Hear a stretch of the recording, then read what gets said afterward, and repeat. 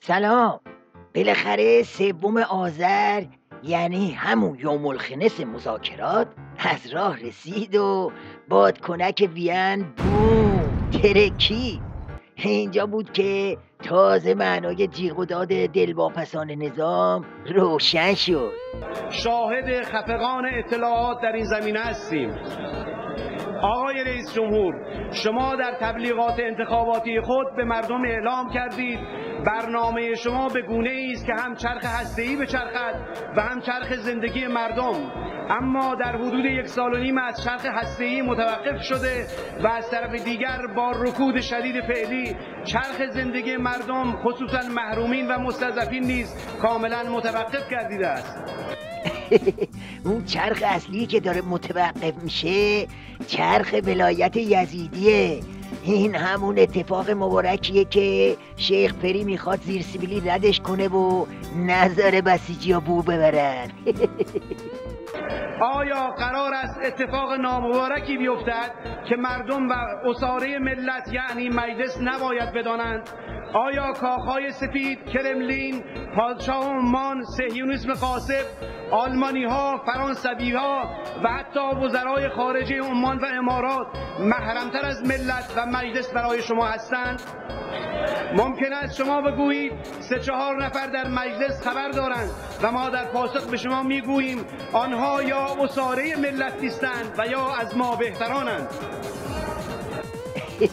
این اورانگوتان و عمامه‌دار ولایت که اینجوری داره بالبال میزنه 2 قدم بعد انان از کف میده و سیراب شیردون عظما رو با 2 جمله بیرون میکشه.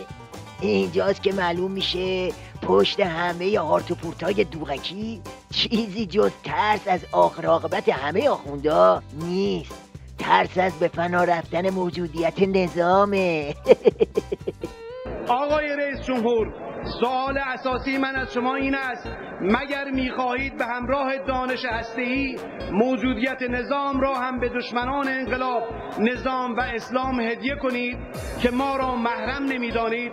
مگر نمی‌دانید بعد از متوقف کردن چرخ‌های هسته‌ای نوبت به موشک‌های بالستیک، حقوق بشر و بهانه‌های واهی دیگر خواهد رسید؟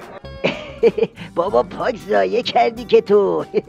گفتن نطق پیش از دستور، اما نه این که اینجوری زیر دل بسیجی‌ها رو خالی کنی. یه دفعه بگو تمدید مذاکرات همان و کش اومدن فک عضوا همان. آخه اینجوری که نمیشه که. یه اقتداری، یه هارت و پورتی، یه چیزی. اگر هم این حقوق را به رسمیت نشناسند برمیگردیم به نقطه اول، با این تفاوت که آنها به نقطه اول برمیگردند اما ما در این نقطه نمیمانیم. پاسخ زیاده خواهی ها و ستم آنها را با قوت و قدرت بیشتری خواهیم داد. دست آمریکا در منطقه زیر ساطور ملت ایران است. آن را در عراق، سوریه، افغانستان و سرزمین‌های اشغالی قطع می‌کنیم. زرش به پایه سردید نکنه. آقا میخواید زر بیمورد بزنید؟ لااقل با هم دیگه هماهنگ کنید.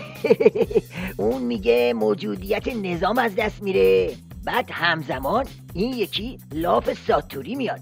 بگذاریم از این که جفتشون یکیه. اون آه و ناله و این جیغ و داد دروی سکه وضعیت درام عظمان. فاز مفتخوری تموم شده علی گدا. دیگه نه روزخونی شیخ پری دردی رو دوا میکنه، نه روزخونی سید علی. به شما میگویم روزخوانی بس است. ما روزخوان قهارتر از شما هم داریم، چون سابقه کار اجرایی کلان نداشتید. فقط برای ملت روزه میخوانید، روزه مجلس را در جمع ملت و روزه ملت را در جمع مجلس میخوانید و این نهایت بی تدبیری است. شما را به خدا دیگر بس است و به این وضعیت پایان دهید.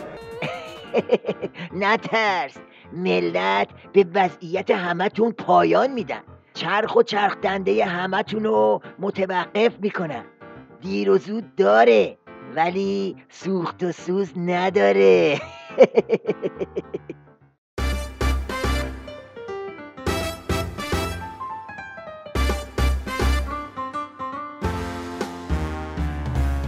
رقصای داغ